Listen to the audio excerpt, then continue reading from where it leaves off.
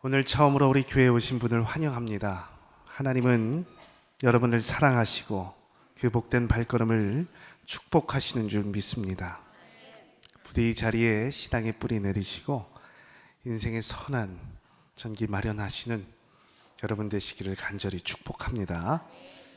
말씀을 시작하면서 질문을 하나 드리겠습니다. 여러분, 오늘 이 자리에 어떻게 찾아오셨습니까? 물론 차 타고 오셨겠죠.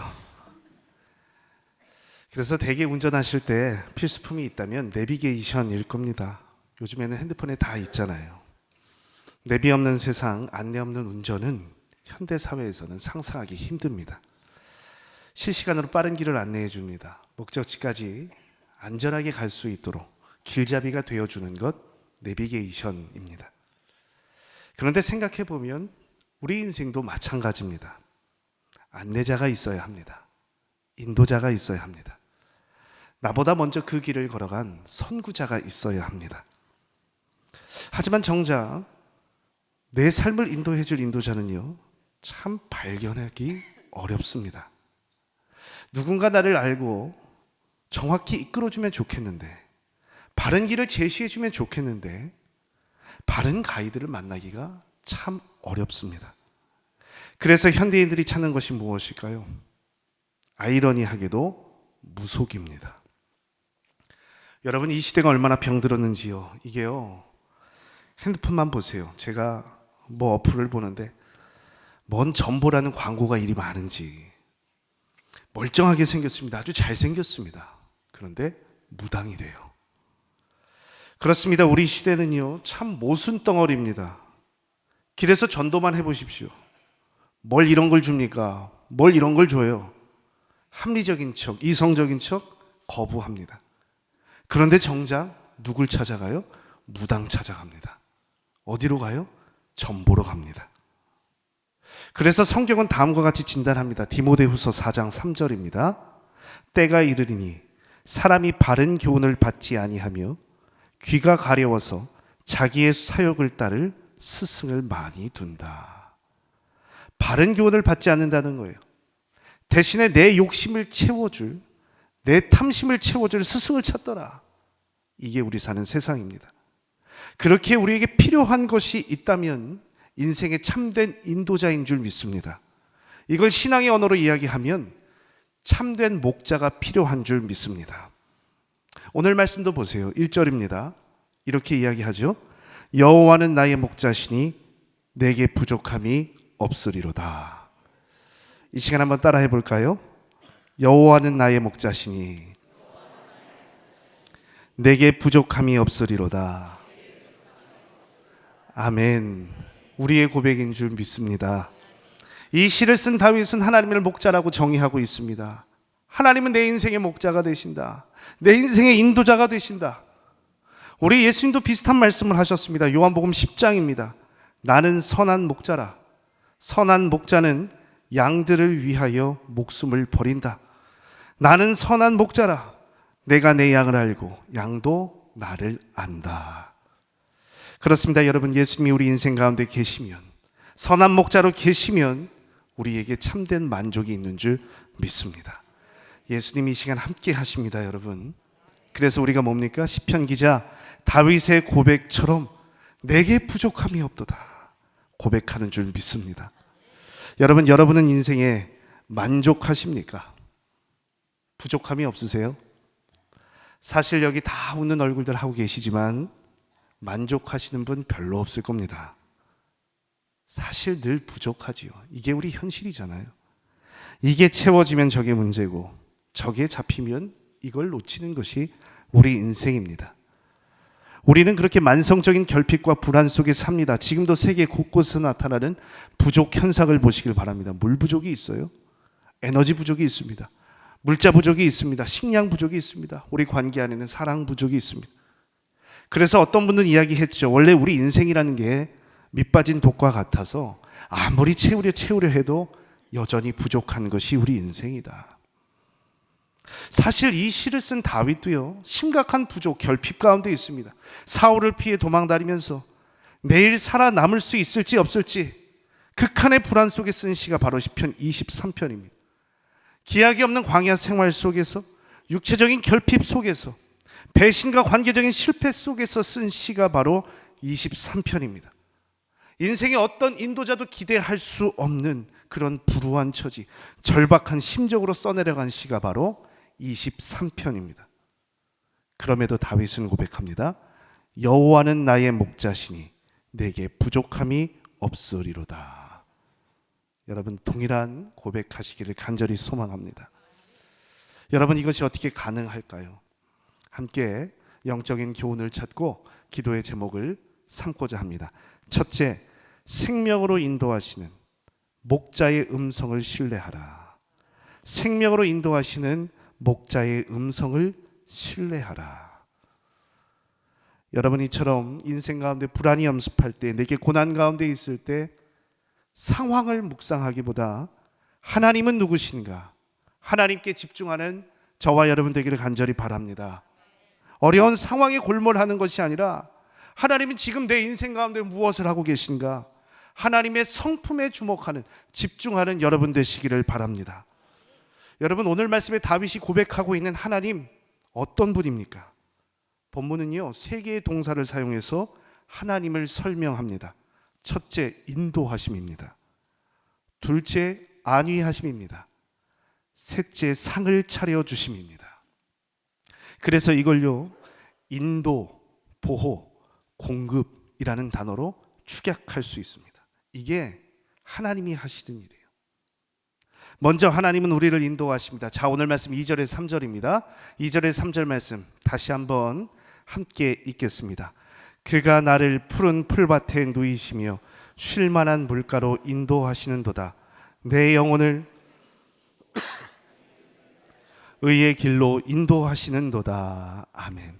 우리 하나님은 인도하십니다. 우리 인생을 인도하십니다. 어제나 오늘이나 내일이나 여전히 인도하시는 분이 계시니 우리 하나님이신 줄 믿습니다.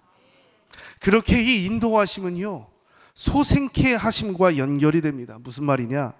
인도하심은 우리를 살리시는 하나님의 구원 행위라는 겁니다. 인도를 받아 마침내 도착한 곳이 어디입니까? 쉴 만한 물가입니다. 푸른 초장입니다.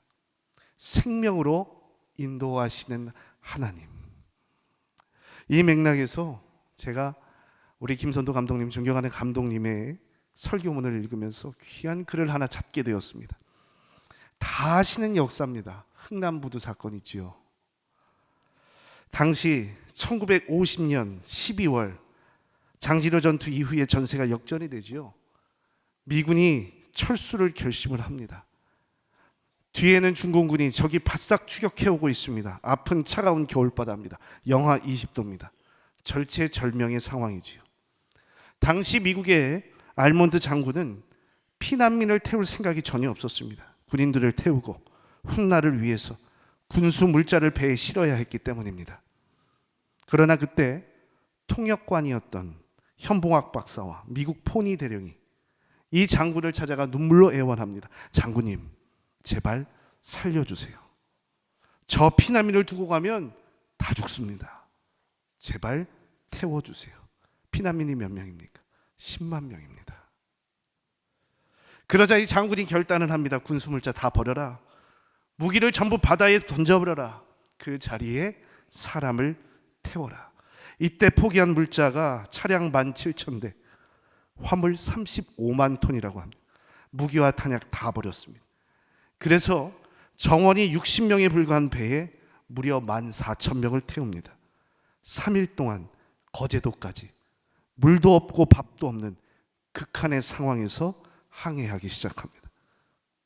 그런데 놀라운 건 단 한 명의 사상자가 없었습니다. 오히려 그 배 안에 5명의 새로운 생명이 태어났다라고 합니다. 여러분, 어떤 역사입니까? 하나님이 살리시는 역사입니다. 우리 주님이 인도하시면 내 인생도 살아날 줄 믿습니다. 다윗처럼 아무리 사울이 추격해도, 동굴 입구를 틀어막고 위협해도 하나님이 인도하시면 살아날 줄 믿습니다. 우리 예수님도 마찬가지예요. 아무리 커다란 돌을 굴려 막아 놓아도 예수님은 살아나셨습니다. 사망 권세를 이기시고 인간이 쳐놓은 관습과 죄악을 뚫고 다시 사셨습니다. 부활하셨습니다. 여러분, 이 부활하신 예수님께 소망을 두는 여러분 되시길 바랍니다. 하나님은 반드시 여러분의 생명 가운데 인도하실 줄 믿습니다. 그러므로 문제는 무엇이냐? 내가 누구의 인도를 받고 있느냐입니다. 내가 정말 예수님의 가이드를 받고 있느냐, 하나님의 목자 되시냐, 그 목자의 음성을 따라가고 있느냐입니다. 여러분, 예를 들어서 양이요, 이게 양이 참 신기한 동물이거든요. 양이 뭐가 약하죠? 이게 시력이 약합니다. 심각한 근시입니다. 왜 심각한 근시일까요? 학자들이 이야기합니다. 포식자들 때문에 늘 주위를 살펴야 해서 눈이 여기 아니라 여기 붙어 있습니다. 무슨 말일까요? 뒤통수 빼고 다 본다는 거죠. 반대로 말하면 뭘까요? 멀리 있는 거 보지 못합니다. 이걸 어떻게 극복할까요? 다름 아닌 청각으로 극복합니다. 사람은 대략 20에서 2만 헤르츠를 듣습니다. 하지만 양은 4만 헤르츠까지 듣습니다. 그러니까 인간의 귀로 들을 수 없는 고음역대가 있습니다. 초음파의 영역까지도 듣는 겁니다. 그래서 이 양이 목자의 특유의 음성과 휘파람 소리까지 구분해냅니다. 목자의 음성을 듣고 인도함을 받아 우리로 돌아오는 겁니다. 그런데 문제가 생겼어요. 주위에 으스스한 바람 소리가 들립니다. 맹수의 발자국 소리가 들립니다. 으르렁거리는 사나운 포식자의 소리가 들립니다. 뭐죠? 청각의 혼선이 일어난 거예요. 목자의 음성만 들어야 하는데, 그래야 인도함을 받는데 다른 소음에 팔려버려서 불안에 휩싸여 버려서 가야 할 곳을 잃어버립니다. 사랑하는 성도 여러분, 우리도 마찬가지 아닙니까? 꼭 양과 같잖아요. 멀리 보지 못합니다. 평안이 없죠. 다른 소리에 귀를 기울입니다. 여러분, 우리는 예수님의 음성에 귀를 기울이기를 간절히 소망합니다. 목자의 음성에 귀를 기울이기를 간절히 바랍니다. 그래야 소중한 인생 잃어버리지 않고 생명 가운데 구원받는 줄 믿습니다. 이를 기억하시고 참 목자 되신 예수님만 쫓아가는 저와 여러분 되기를 간절히 축원합니다. 둘째로, 하나님은 우리를 안위하시는 분이십니다. 하나님은 우리를 안위하시는 분이십니다. 자, 오늘 말씀 4절 말씀입니다. 4절 말씀 함께 우리가 받들어서 다시 한번 읽겠습니다. 내가 사망의 음침한 골짜기로 다닐지라도 해를 두려워하지 않을 것은 주께서 나와 함께 하심이라. 주의 지팡이와 막대기가 나를 안위하시나이다. 아멘. 그렇습니다. 우리 주님은 우리를 안위하십니다. 내가 비록 사망의 음침한 골짜기로 다닐지라도 지팡이와 막대기로 보호하십니다. 여러분, 이걸 묵상하면 이게 그래요. 인생 중에 사망한 음침한 골짜기, 이곳으로 가고 싶은 사람이 어디 있겠습니까? 어찌저찌 해서 의도하지 않았는데 내 의사는 이것이 아닌데 궁지에 몰릴 때가 있지요. 다윗도 보세요. 그가 살아온 인생은요, 누구에게 원망들을 인생이 아니었습니다. 그저 하나님을 위해서, 그 이름을 위해서 열심히 산 것밖에 없습니다. 골리앗이란 인생의 거인을 쓰러뜨린 죄밖에 없습니다. 그런데 뭐죠? 어려움이 찾아오는 거예요. 고난이 찾아오는 거예요. 하지만 그는 이야기합니다. 나를 위태롭게 하는 이 사망의 음침한 골짜기 가운데 있지만 동시에 뭐가 있습니까? 주의 지팡이와 막대기가 함께 있습니다.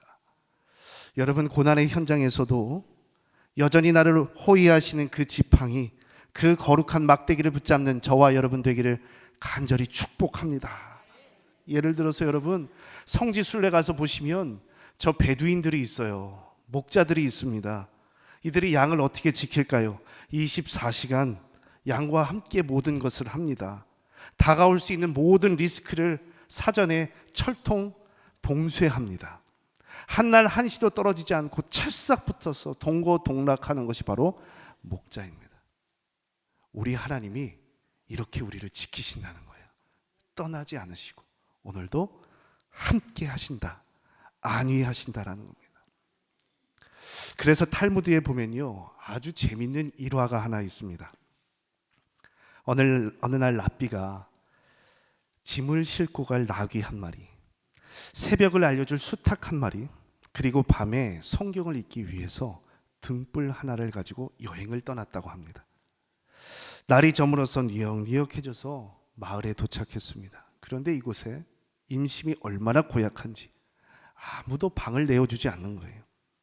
할 수 없이 이 랍비는 어떻게 했을까요? 울며 겨자 먹기로 캄캄한 숲속으로 들어갑니다. 그런데 그날따라 갑자기 거센 바람이 불어왔어요. 그래서 등불이 꺼져 버립니다. 설상가상 들고양이가 나타나서 수탉을 물어가 버립니다. 조금 뒤에 늑대가 나타나서 나귀마저 잡아먹어 버립니다. 가져왔던 모든 것 빼앗기고 그렇게 홀로 밤을 지새웁니다. 다음 날이 되었습니다. 이 랍비가 어떻게 했을까요? 숲에서 빠져나와 어젯밤 자신을 냉대했던 그 마을로 갑니다. 그런데 웬걸 간밤에 잔혹한 도적대가 나타나서 마을을 습격해버린 겁니다. 사람들을 몰살해버린 거예요. 쑥대밭을 만들어버린 겁니다. 랍비는 생각합니다. 만약 내가 저 마을에서 편하게 잤다면 어떻게 됐을까? 만약 숲속에서 등불을 켜고 있었다면 어떻게 됐을까? 나귀가 울고 수탉이 소리를 냈다면 어떻게 됐을까? 그래서 그는 말합니다. 모든 것이 주님의 은혜입니다. 그렇습니다. 거대한 시각에서 보면 오늘의 결핍과 부족도 나를 안위하시는 주님의 손길인 줄 믿습니다. 비록 내 인생이 내 뜻대로 되지 않고 다 잃어버린 것 같아도 하나님은 여러분을 철저히 보호하십니다. 그래서 사도 바울은 이렇게 이야기했어요. 데살로니가전서 5장입니다. 평강의 하나님이 너희의 온 영과 혼과 몸이 우리 주 예수 그리스도께서 강림하실 때에 흠없게 보전되기를 원하노라. 너희를 부르시는 이는 미쁘시니 그가 또한 이루시리라. 하나님이 우리를 보존하십니다. 지팡이와 막대기로 오늘 우리를 보호하십니다. 그 하나님만 바라보고 신뢰하는 저와 여러분 되기를 간절히 축원합니다. 끝으로 셋째입니다. 거룩한 예배자로 살아가라입니다. 오늘 본문 5절은 이렇게 이야기를 하죠. 5절 말씀 함께 다시 한번 받들어 읽겠습니다. 주께서 내 원수의 목전에서 내게 상을 차려주시고 기름을 내 머리에 부으셨으니 내 잔이 넘치나이다. 아멘. 그렇습니다. 우리 하나님 어떤 분일까요? 공급하시는 분이십니다. 상을 차려주시는 분이십니다. 비록 내 인생 찢기고 상처 입은 인생이라 할지라도 내 잔이 넘치도록 부어주시는 분이 우리 하나님이신 줄 믿습니다. 이 하나님이 우리 하나님이 되시기 때문에 우리는 만족할 수 있는 거예요. 상황이 아니라 환경이 아니라 우리 하나님을 바라보게 될 때 만족하는 인생을 살아가는 줄 믿습니다. 여러분 지금 세상을 보시길 바랍니다. 우리가 보는 세상 전쟁이지요. 분쟁이 있어요. 그렇다면 왜 싸울까요? 다른 거 아닙니다. 만족이 없기 때문에 싸웁니다. 내 인생에 만족이 있다면 결코 남과 싸우지 않습니다. 자족하면 분쟁이 사라집니다. 하지만 인생은 무엇일까요? 성경이 말하는 것처럼 보아도 족함이 없고 들어도 다함이 없는 것이 우리의 인생입니다. 아무리 과학이 발전해도 싸움은 계속될 겁니다. 제가 얼마 전에 UN 세계 식량 계획이 발표한 글로벌 보고서를 보았습니다. 전 세계 기아를 완전히 해결하는데 비용이 필요하대요. 얼마가 필요할까요?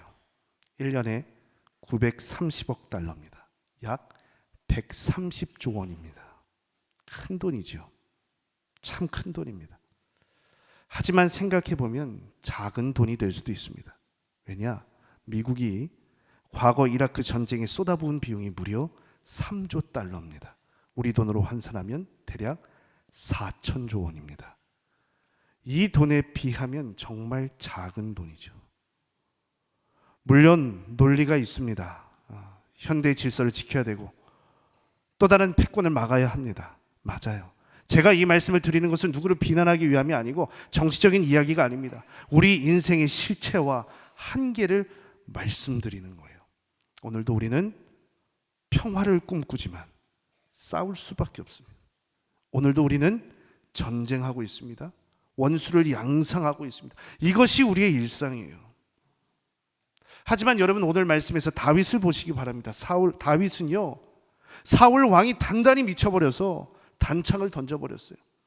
그리고 캄캄한 굴까지 쫓아왔어요. 그럼에도 불구하고 다윗은 칼을 뽑지 않습니다. 왜죠? 자존심이 없어서? 어리석어서? 극단적인 평화주의자여서? 아닙니다. 여러분 생각해 보시면 다윗도 싸웠어요. 골리앗과 싸웠습니다. 무슨 말이냐? 다윗은 싸워야 할 때, 물러서야 할 때까지도 그 판단마저도 하나님께 맡겨드렸다는 겁니다. 내게 오는 사건을 내 이성과 내 경험과 내 지혜로 먼저 판단하기보다 하나님만 절대 의지했다라는 겁니다. 여러분, 하나님만 절대 의존하신 여러분 되시길 간절히 축원합니다. 여러분, 그렇습니다. 우리 하나님께서는 어떤 분이냐? 내가 상상할 수도 없는 방법으로 원수들의 목전에서 상을 차려주시는 분이십니다. 대적과 대적이 칼을 나누는 자리, 그 치열한 전쟁터를 화해의 자리, 잔치 자리로 바꾸시는 분이 우리 하나님이신 줄 믿습니다. 이 하나님을 믿을 수 있다면 우리는 만족스러운 인생을 살아갈 수 있는 거예요. 대적하는 인생이 아니라, 고독하게 분투하는 인생이 아니라 하나님을 예배하는 인생을 살아가게 되는 거예요. 그래서 다윗이 6절 말씀에서 이렇게 고백을 합니다. 자, 6절입니다. 우리 함께 읽겠습니다. 내 평생의 선하심과 인자하심이 내가 여호와의 집에 영원히 살리로다. 아멘. 이런 선언이 가능한 겁니다. 내가 여호와의 집에 영원히 살리로다. 무슨 고백일까요? 내가 예배자로 살겠습니다. 내가 주님 앞에서 예배하며 살겠습니다. 그렇습니다. 우리가 다윗을 소년 장수, 타고난 전사로 이해를 하죠. 하지만 다윗의 본래의 정체성이 무엇입니까? 예배자입니다. 인도하신 하나님, 보호하신 하나님, 오늘도 공급하시는 그 하나님을 예배하는 예배자다. 여러분, 예배하게 될 때 어떻게 해요? 우리 인생 가운데 진정한 만족을 누릴 수 있는 거예요. 사도 바울은 이야기합니다. 고린도후서 6장입니다. 근심하는 자 같으나 항상 기뻐하고, 가난하는 자 같으나 많은 사람을 부유하게 하고, 아무것도 없는 자 같으나 모든 것을 가진 자로다. 누가요? 예배하는 사람이, 하나님을 예배하는 사람이, 하나님을 높여드리는 사람이 나는 모든 것을 가진 사람입니다. 내 잔이 넘치나이다 고백할 수 있습니다. 여러분, 우리 하나님은 그 예배하는 자에게 치열한 전쟁터를 은혜의 잔치자리로 바꾸어 줄 믿습니다. 오늘 어떤 연유로 이 자리에 오셨든 여러분의 삶의 위치가 어디이든 여러분 중요하지 않습니다. 중요한 건 내가 이 하늘 공동체의 식탁 자리, 이 기쁨의 자리에 초청받았다는 것이고 예배자로 부름받았다는 사실입니다. 오늘 이 자리에 계신 것도 우연이 아닙니다. 특별한 인도하심인 줄 믿습니다. 오늘 여기까지 이 모습으로 살게 하심도 보호하심인 줄 믿습니다. 비록 내 인생 작아 보이지만 하나님께 예배할 수 있음에 거기에 만족이 있습니다. 여러분, 그 공급하시는 주님을 따라 진정한 인생의 행복, 부족함이 없는 인생을 누리시는 저와 여러분 되시길 간절히 축원합니다. 기도하겠습니다.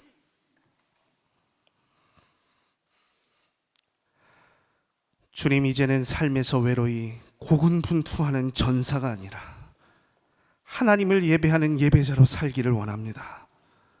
다윗처럼 찬소망 되신 하나님만 바라보며 부족함이 없는 인생, 인도와 보호가 있는 삶을 살아가길 원하오니 주님 인도하여 주시옵소서. 오늘의 결핍이 바뀌어서 내 잔이 넘치나이다, 나는 모든 것을 가진 사람입니다 라는 참 만족의 고백이 있게 하여 주시옵소서. 성령이 도우실 줄 믿으며 예수 그리스도의 이름으로 기도 올리옵나이다. 아멘.